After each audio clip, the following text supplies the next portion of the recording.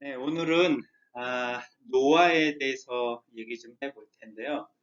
제목을 예수님을 말하다라는 제목으로 좀 잡았습니다.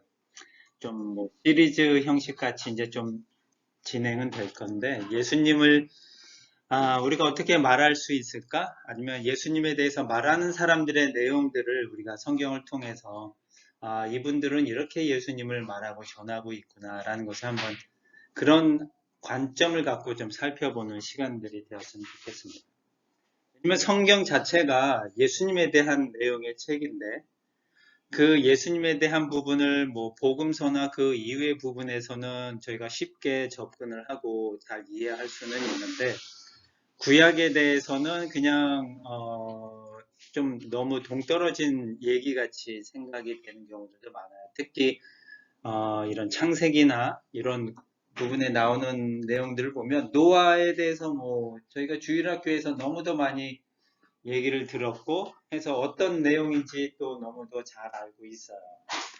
그래서 그냥 옛날 옛적에 있었던 이야기처럼 아니면 주일학교에서 들었던 그런 이야기처럼 듣는다면 그냥 재미있는 이야기구나라는 그런 내까지만 저희가 머무를 수밖에 없을 거고, 하지만 그 내용이 성경에 기록되어 있는 이유는 분명히 이 성경이 예수님에 대해서 말하고 구원에 대해서 말한다면 분명히 이 노아에 대한 내용이나 다른 여러 내용들이 분명히 뭔가를 담고 있겠다라는 생각을 하면 좋을 것 같고요.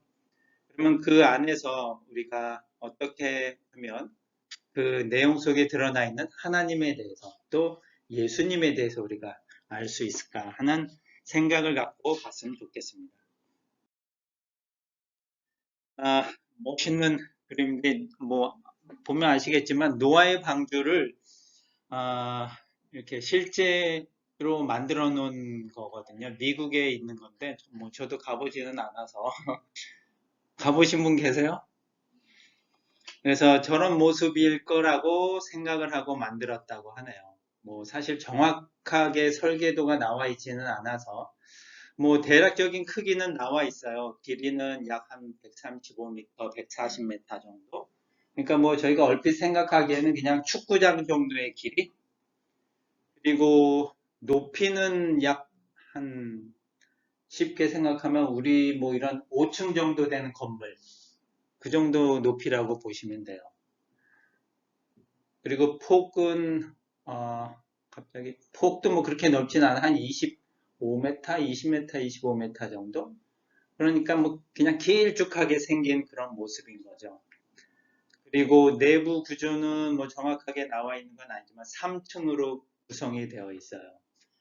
왜냐면 제가 그냥 얼핏 생각하기에 기린이 들어가서 목을 구부리지 않고 있을 정도의 높이는 나와야 되니까 그래서 약 그 정도 높이를 세 개로 나누면은 될 것 같고, 뭐, 물론 안에는 여러 가지 이제 작은 방들로 많이 만들어 놨겠죠? 왜냐면 여러 동물들을, 넣어서, 이렇게 구분을 해 놔야 되고, 또, 이 노아 홍수가 1년 동안 지속이 됐으니까, 1년 동안 먹을 수 있는 음식들도, 비축을 해 놔야 되니까, 어떻게 보면 뭐 사실 큰 공간은 아닌 거예요.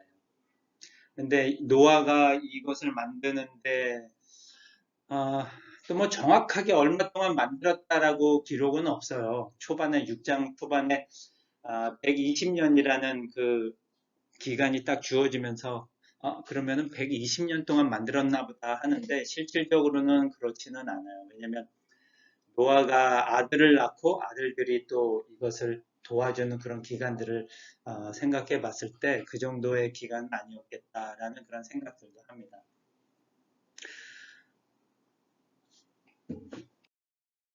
그런데 이제 노아가 하나님으로부터 이 심판에 대한 경고를 받고 이것을 선포해야 되는 그런 상황이었어요. 그래서 여러분이 한번 생각해 보면 여기 앞에 홍대 입구나 이런 역에서 누군가가 이렇게 외치는 분들이 있어요. 가끔. 그죠? 그런 분들을 봤을 때 어떤 생각이 들어요? 물론 예수 천당, 뭐 불신지옥 이런 편말이나 이런 것들 많이 갖고 하고, 또 누군가가 뭐 그 앞에서 앞으로 10년 후 하나님이 세상을 심판하실 것입니다. 회개하고 예수 믿으세요라는 그렇게 증언을 뭐 하고 한다면 예수 믿는 사람들조차도 좀 이렇게 좋은 눈으로 바라보지 않는 시각이 요즘인 거거든요. 근데 그 당시에 노아가 뭐 10년 후에 홍수가 날 거라고 한 건 아니고 거의 뭐 100여 년 정도의 시간 텀을 두고 이런 선포를 하고 증거를 하고 하는 노아가 있었다고 생각을 한다면 그 당시의 사람들도 그 노아가 전하는 그 소식이나 소리를 듣고 받아들인 사람은 받아들인 사람이 아무도 없었어요. 만약에 있었으면 하나님이 그 사람을 방주를 통해서 살렸겠죠. 그런데 방주를 통해서 살아난 사람은 노아의 가족 외에는 없거든요. 그렇게 본다면 그 당시의 사람들이 얼마나 이 소리에 아니면 전도에 무관심했는지를 저희가 볼 수 있을 것 같아요. 한마디로 무관심이 그 당시에 넘쳐났다라고 얘기할 수 있을 것 같습니다. 뭐 본문의 내용들이 길기 때문에 다 읽지는 않고요. 제가 1절에서 13절 사이에 몇 구절만 제가 인용을 했습니다. 한 절씩 한번 나눠서 읽어볼게요. 사람이 땅에 번성하기 시작할 때 그들에게 딸들이 많이 태어났다. 하나님의 아들처럼 사람이 하나님이 아름다운 것을 보고 자기들이 좋아하는 여자를 데려다가 아내로 삼았다. 8절입니다. 그러나 노아만은 주님께 은혜를 입었다.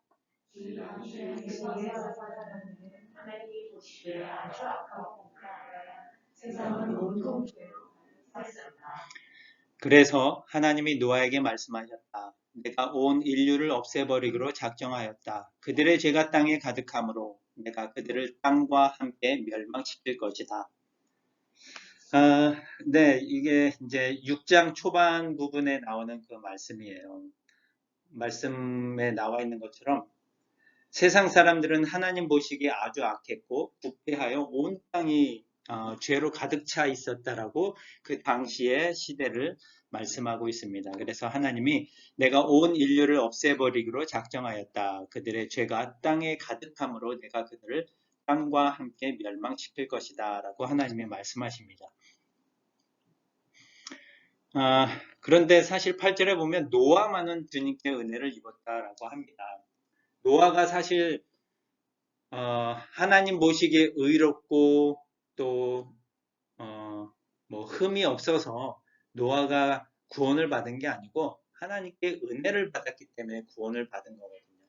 우리의 구원에 있어서 전적인 그 구원의 이유는 하나님의 은혜이지 결코 내가 뭔가를 잘해서라는 것이 결코 아니라는 것을 또 오늘 본문 말씀에서 보여주고 있고요. 노아의 홍수에 대한 이야기가 시작할 때 1절과 2절로 시작한다는 게 좀 의미가 있는 것 같아요. 왜냐하면 나중에 이제 다른 부분을 인용하겠지만 1절과 2절을 보면 사람들이 결혼하는 그런 모습으로 시작을 해요. 그래서 뭐 여러 가지 의미를 좀 담고는 있는데 뭐 하나님이 교회와의 관계 속에서 그런 혼인의 관계를 가지고 가는 그런 부분들도 물론 담겨져 있지만 그냥 뭐 어떻게 보면 세상적인 일반적인 모습으로 세상 사람들이 이렇게 혼인하고 장가가고 시집가고 하는 그런 평범한 모습 가운데 살아가고 있는 모습을 좀 보여주는 것 같아요. 나중에 마태복음에 나와 있는 내용을 좀 보면은 그 모습을 좀 쉽게 이용할 수 있을 텐데 1절, 2절이 그런 모습으로 시작하고 있다는 것을 좀 기억해 주시면 좋을 것 같아요. 노아 시대의 모습입니다. 아까도 잠깐 나눴지만 하나님에게 관심이 없었어요. 노아가 분명히 세상의 죄를 선포하고 또 하나님이 심판하실 거라고 얘기를 했는데 세상에 있는 사람들은 관심이 없었어요. 그래서 그런지 아무도 구원받지 못했다는 그런 놀라운 사실이 있습니다. 먹고 마시고 장가가고 시집가는 일들에 사람들이 바빴어요. 1절, 2절이 그렇게 시작하잖아요. 세상 사람들의 이제 결혼하는 그런 모습으로 시작하고 있고, 노아에게도 아들이 셋이 있었어요. 그래서 아들 셋을 다 장가 보냈어요. 그래서 예쁜 며느리들을 받겠죠. 그리고 세상에 온통 죄로 가득 차 있다라고 얘기하고 있는데, 사실 뭐 먹고 마시고 장가가고 시집가고 하는 그런 일상의 모습이 결코 잘못됐다라는 것은 아니에요. 노아도 그렇게 자기 아들을 장가 보내고 하면서 일상의 생활을 살아가고 있었어요. 하지만 다른 점은 사람들이 이렇게 바쁜 일상 가운데 살아가면서 하나님에게 관심이 없는 삶을 살아가고 있었을 때 노아는 좀 뭔가 다른 삶을 살았다라고 좀 볼 수 있을 것 같아요. 예. 말씀한 것처럼 새 아들을 결혼시키면서 세상 사람들처럼 물론 세상에 살아가고 있었으니까요. 우리가 지난번에 요한복음을 말씀을 통해서 보지만 우리가 세상에 살아가고 있지만 세상에 속하지는 않았어요. 세상과 구별되어 있는 존재이라는 것을 좀 잘 기억해 주시면 좋을 것 같고, 그렇게 세상 사람들처럼 먹고 마시고 하는 삶을 분명히 노아도 살았어요. 9장에 보면 어떤 장면이 나오냐면 홍수 이후에 노아가 이제 이 땅에 생육하면서 번성하면서 살아가죠. 포도나무를 심었고 포도 열매를 얻어서 포도주를 만들고 그 포도주를 마시고 취하여서 천막에서 벌거벗어서 누워 자는 그런 모습들이 나올 정도로 노아도 평범하게 우리와 똑같은 사람이었어요. 그런데 나름대로 하나님의 그 경고의 말씀을 듣고 그 말씀을 또 증거하고 전하면서 나름대로 하나님에게 관심을 갖고 하나님을 사랑하면서 살려고 노아는 좀 노력을 했다라는 부분이 있어요. 그래서 8절에 하나님께 은혜를 입었다라는 그런 부분들이 있는데, 하나님의 뭐 어떻게 보면 은혜인 거죠, 이게 다. 똑같이 세상 사람들처럼 살아가고 있는 가운데 뭔가 하나님에 대한 관심을 좀 갖고 하나님에 대한 사랑을 보여주는 그런 모습 속에서 하나님의 선택을 입고 하나님의 은혜를 입은 노아의 모습을 우리가 볼 수 있습니다. 그리고 이러한 노아는 하나님의 심판을 전하고 또 방주를 만들라라는 그런 말씀에 순종하는 모습을 보여주고 있는 거예요.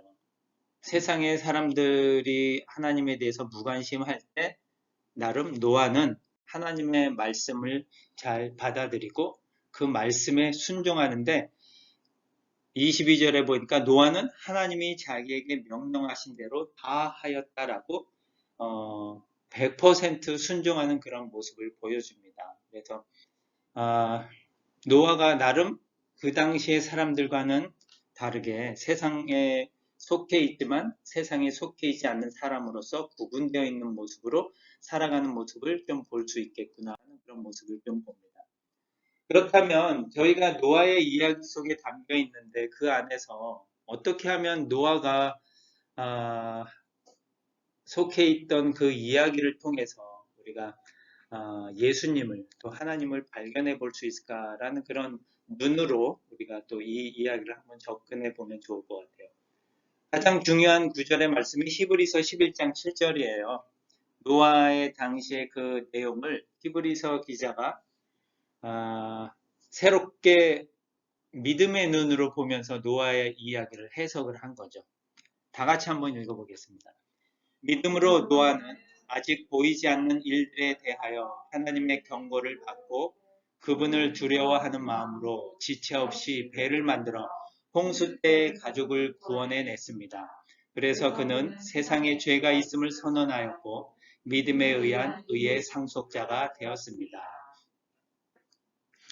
노아의 이야기를 쫙 창세기에 기록되어 있는 그 내용을 보면서 그냥 옛날에 일어났던 홍수의 이야기로 그냥 거기서 끝나는 것이 아니고 믿음의 눈을 갖고 노아의 그 내용을 딱 보니까 노아가 믿음의 눈으로 어떤 일을 했다. 믿음의 눈으로 이런 홍수의 하나님으로부터 받은 그 일들을 믿음의 눈으로 했구나라는 그런 사실들을 우리가 히브리서 내용을 통해서 볼 수 있는데, 믿음으로 노아는 아직 보이지 않는 일들에 대하여 하나님의 경고를 받았다고 합니다.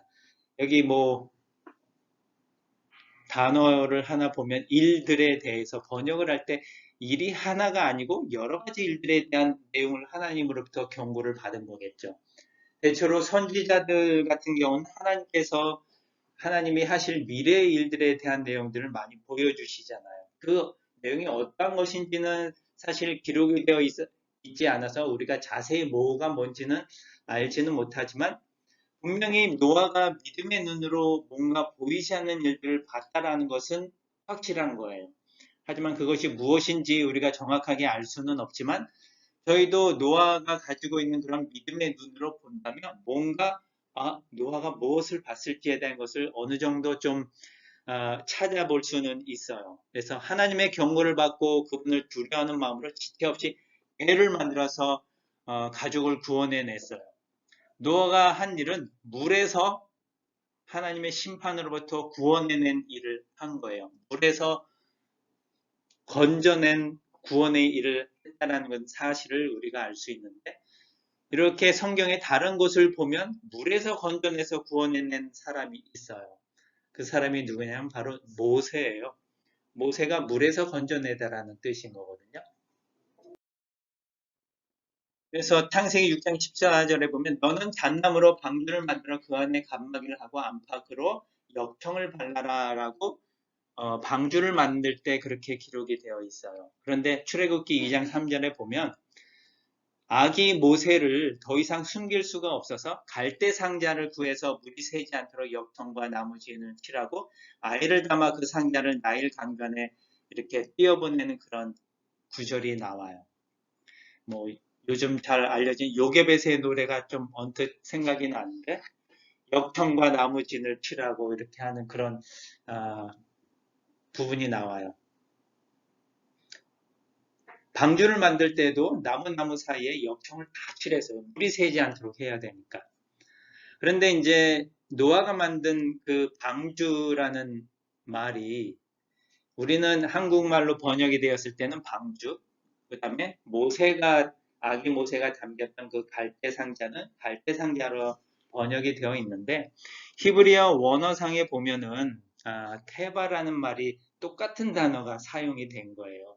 노아의 방주하고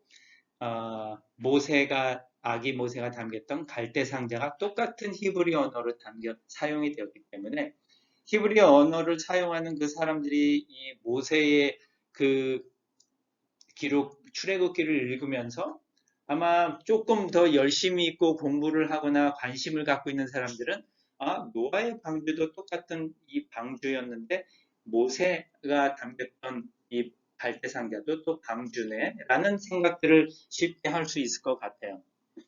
그리고 아시다시피 모세는 물에서부터 건져낸 그 구원의 역사를 이뤄내는데 이스라엘 백성을 애굽에서부터 구원해내는 구원의 그런 역할을 맡았어요. 노아가 물에서부터 구원해낸 그런 역할을 맡은 것처럼 서로 연결이 되는 그런 모습들을 우리가 찾아볼 수 있습니다. 그래서 노아가 보이지 않는 일들에 대한 경고를 하나님으로부터 들었을 때에 아마 단계적으로 그렇게 물에서부터 구원해내는 그런 일들을 한 모세의 그런 모습들을 하나님이 어느 정도 이렇게 좀 알려주시지 않았을까 하는 그런 생각들을 한번 해봅니다. 그리고 이 모세가 신명기 18장 15절에는 이렇게 기록을 했어요. 여호와께서는 여러분을 위해 여러분의 동족 가운데서 나와 같은 예언자 한 사람을 세우실 것입니다. 여러분은 그의 말에 순종해야 합니다. 라고 모세가 이스라엘 백성들에게 말을 합니다. 하지만 그 당시에 있는 그 사람들은 뭐 사실 이 예언자가 누구일까라는 거에 대한 기대감은 있었지만 누구인지에 대한 정확한 이해는 없죠. 모세는 사실 예수님을 바라보면서 이런 말을 했겠지만 그 말을 듣는 청중들은 그렇지 못한 상황이고 뭐 제일 가깝게 생각하는 것이 여호수아밖에 생각할 수는 없는 상황입니다.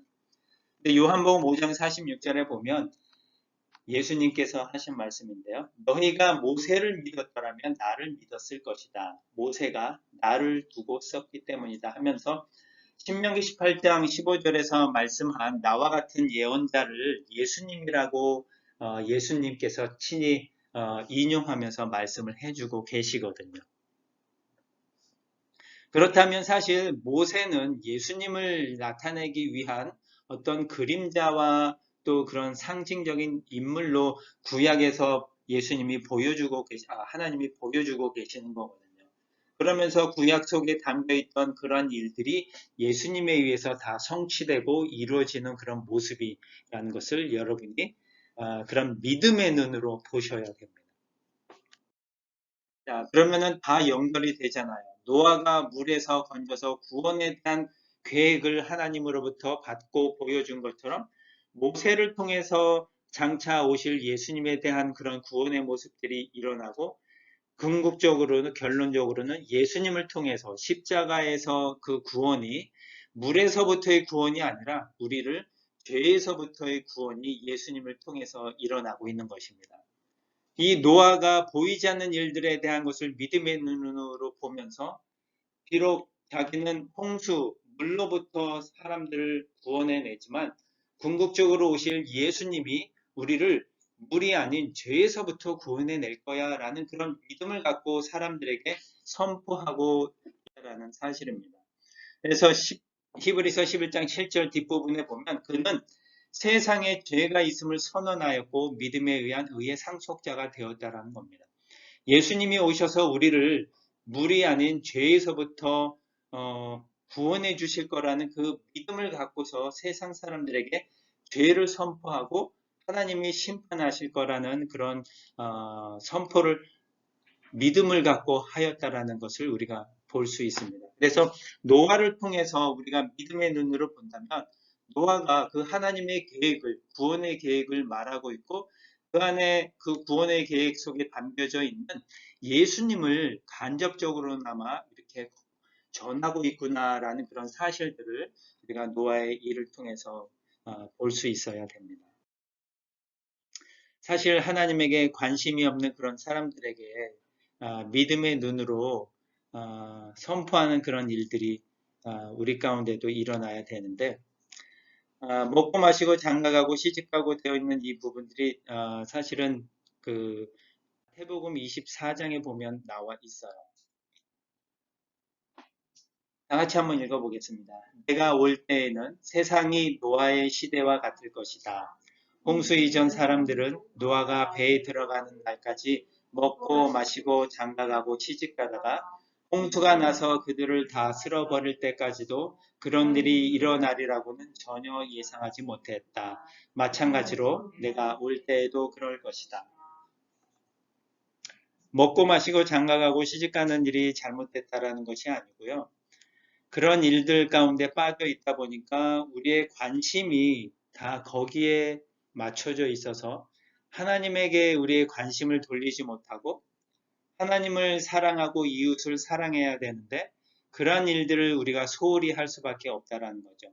지금 우리가 살고 있는 이 세대나 노아가 살고 있었던 그 세대나 동일하다는 것이고 홍수가 나서 그들을 쓸어버릴 때까지도 그런 일이 일어나리라고는 전혀 예상하지 못하면서 살아가고 있는 게 저희들입니다. 분명히 성경을 통해서 여러 군데에서 말세가 되면 이러한 일들이 일어날 것이다라는 그런 예언의 말씀들을 많이 전해주고 있어요. 하지만 우리들은 너무나도 긍정적이어서 내 때에는 그런 일이 일어나지 않겠지라고 하면서 살아가고 있습니다. 그래서 전혀 경고 아닌 경고로 그냥 생각을 하고 그냥 평범하게 일상생활 속에 살아가는 우리의 모습이지만 일상의 생활을 살아갈 때 우리가 세상에 살아가고 있지만 속하지 않은 하나님의 백성이라면 우리가 좀 더 뭔가 깨달음을 갖고 구분되어져 있는 삶으로 하나님에 대해서 최소한 관심을 갖고 하나님을 사랑하고 이웃을 사랑하라고 하는 그 하나님의 말씀을 우리가 이루어가면서 살아갈 때에 하나님이 우리를 기쁘게 보시고 노아에게 은혜를 주신 것처럼 우리에게도 은혜로 더하여 주시지 않을까라고. 세상이 노아의 시대와 같을 것입니다. 우리 시대도 전혀 다를 것이 없는 이 세대를 살아가고 있는데, 좀 더 우리가 그 노아에게 주셨던 경고의 말씀을 우리가 좀 더 깨닫고 살아가면서 하나님에게 관심을 갖고 살아가는 그런 우리 한 주간 되었으면 좋겠습니다.